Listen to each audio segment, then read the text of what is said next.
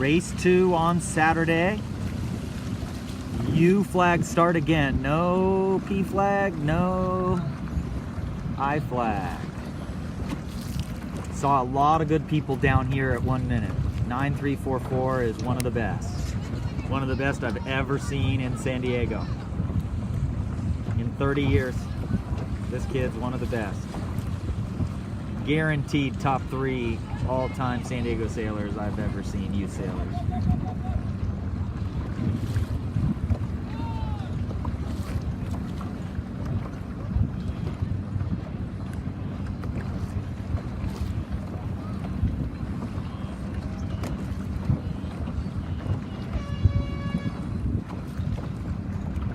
Well, I don't think that's Jack Egan.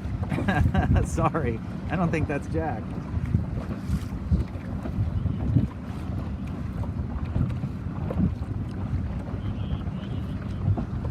That's his number, yeah, that's him. So he just came off the line and he's just got pedal to the metal. The jib is lined up with the leech of the end of the spreader, maybe inside a tiny bit. So, and he's just got the power on. Now he'll probably squeeze up. Start pointing. There's crew right there, crew and Max, 1015, not pinned by the boat to windward. He knows the right paid the last race, so he's probably just trying to hang here as long as he can, you know, just a little bit longer, and then start going to the right, because the right did pay. Forecast is for the wind to continue to go right just a little more, another 10 degrees.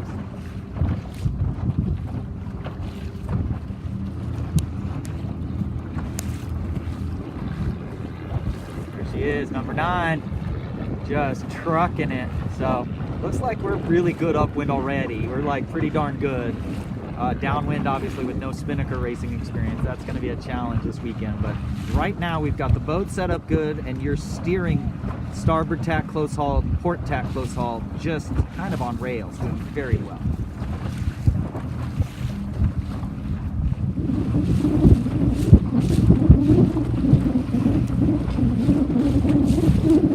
Mark is well to our right. I don't know if we're overstanding yet.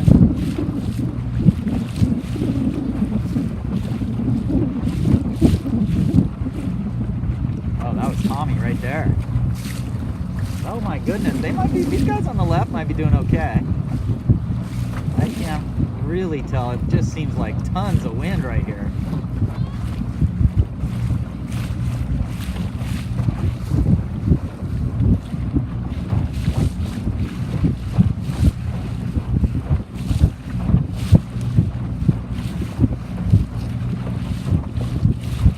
Way to the left, so it's hard when, yeah, that'll boy. Go ahead and get out there. All right, biggest puff of the day. 7 or 8 knots.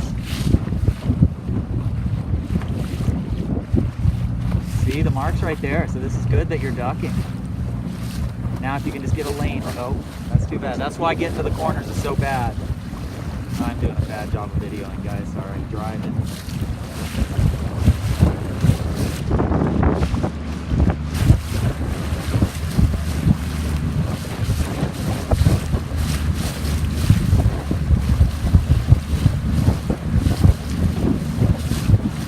Should have gone further, dude. You're not overstanding. You should have just gone another 15 feet. A good sailor's going to pinch you off, but great effort here.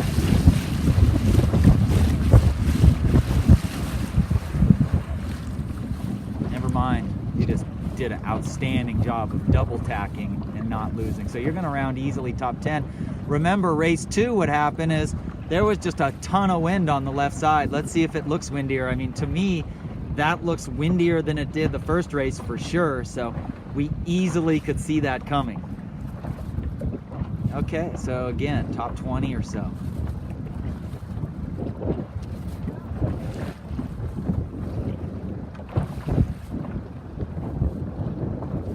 Duck him, duck him, duck him, duck him. You should have known, should have known.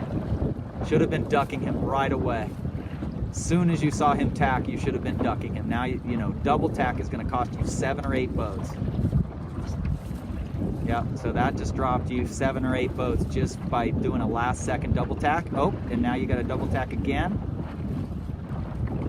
Good learning experience here.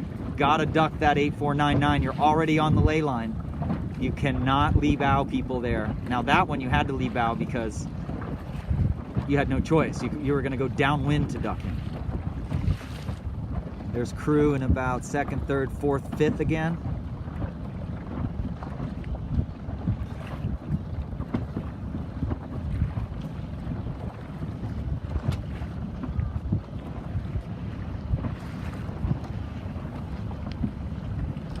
Let's hope Tommy got in there. Stella's going to come around beating mid-fleet. So number 9 coming around. Great job. It's good, guys. In 5th place, sailing low against this whole pack, and they're not sitting on you. So excellent job being able to break low. Now the current's going to have an effect of making the downwind leg longer because you're going almost straight into the current, relatively straight.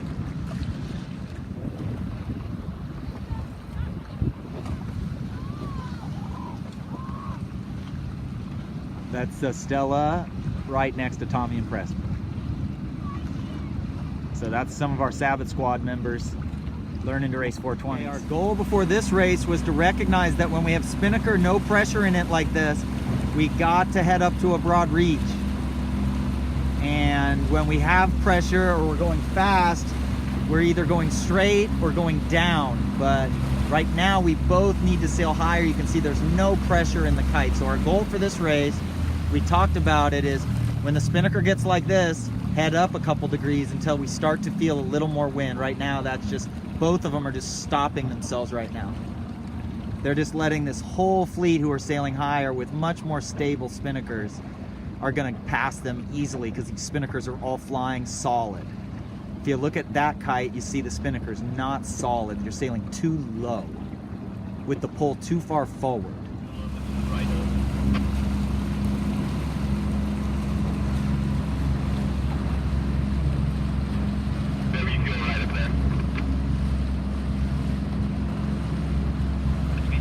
We're looking for the curl in the windward edge. You'll see it's a tiny one pretty regularly. Yeah, just 1 second.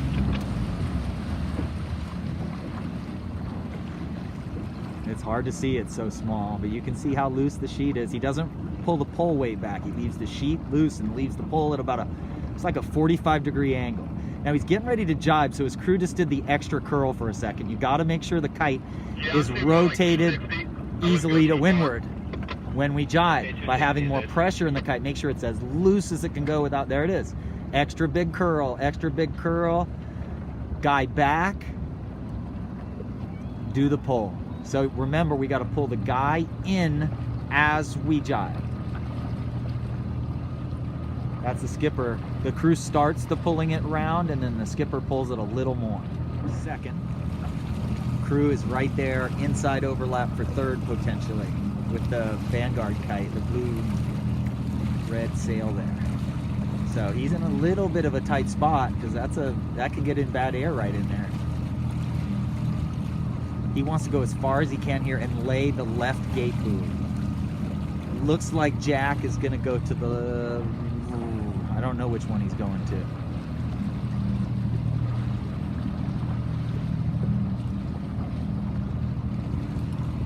Great jibe by crew. 8228 might be on crew's wind here. So he's being very cautious there. Looks like Jack went to the right gate buoy. Oh, wow.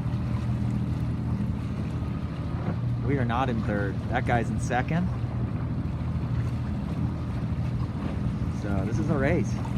I think crew's gonna get around fourth. Second and third right there. Here crew's gonna come around in fourth here.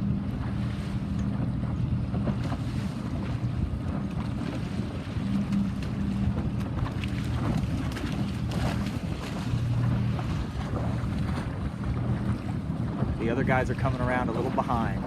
So good job. Stella and Tommy did well on the downwind. They're inside over here of a lot of boats.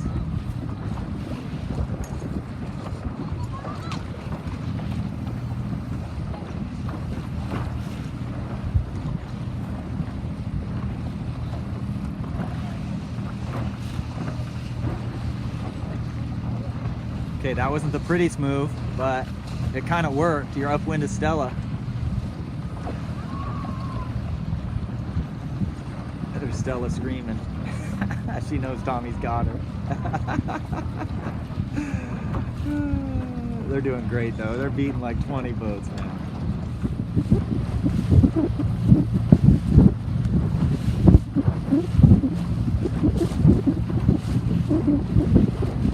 Be a little smoother on the jib. He's gonna get it. Every tack's getting a little better. Never raced a 420 before. He's still figuring out the tacks a little. Getting better and better every time. That's a good sign that the crew's having to hike now, because there is a lot of boats behind. There's 9 right there. There's Tommy right there. 5693. Just gained 15 boat lengths on Stella since the leeward mark. So they played a very good little shift right there. I mean, those guys are pushing the top 10 right here in a 40 boat fleet. That is outstanding. Great race. We were talking about the current going out, which would be going from in front of us towards us. It would be sweeping us towards the bridge behind me. But if you look at the race committee boat right now, the outgoing tide is actually moving diagonally to the bay a little more. You can see how fast I'm moving. After rainstorms, we just had one of the biggest rainstorms we've had in years. And after rainstorms, the water is just swirling from all the inlets all over the bay. Still, water's still coming in the bay and it's swirling all over. Hello, enjoy that sandwich. 3, we do have a U flag. Now, if you look at the shore, you're gonna start to see a haze, like dusty, misty looking thing. So that usually means more wind is coming, because the sand's now getting kicked up off the shore over there, and the salt air is actually blowing in a little bit too, so you got a little haze. So I think that puff we see just upwind of the line is full hiking for some people. And then our goals for this race are to stand up at 1.5 minutes, or we're check for kelp at 1.5 minutes. Look for the wind. Last race there was a big puff on the left that was visible pretty early. These guys just got to think about 12th or something in the last race. Excellent.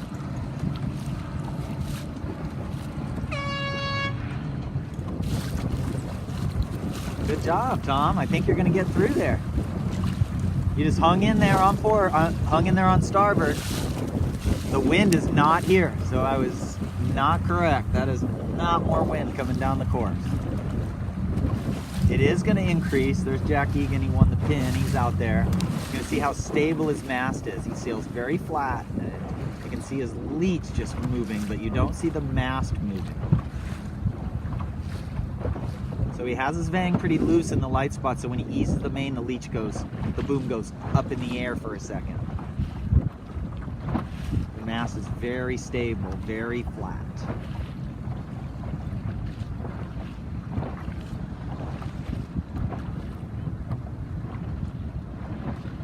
Your main's on the tight side, Tommy. See those overbend wrinkles? I don't want too much vang on there. Okay, the pressure is starting to build. 3, first windward mark. We're in total glass right here. So a good crew would be looking way over there to the right. There's a big streak of wind out there. There's a little bit of a streak of wind coming right through here too. Very light right here. You're gonna see very late. This is Jack Egan, by the way. I was confused last race.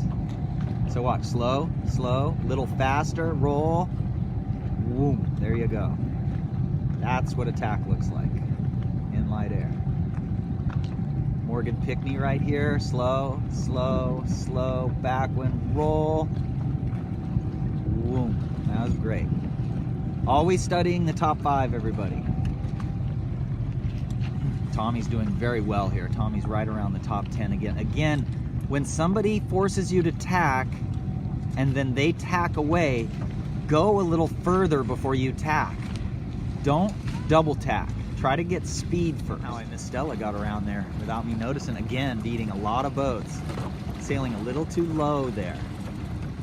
We're looking for boat number 9 through this whole mesh. She's gonna pop out right there. Oh, she actually jibed. She was so low. That could be a good wind shift. I would just jibe the pole and go. You might be headed straight at the leeward mark right now.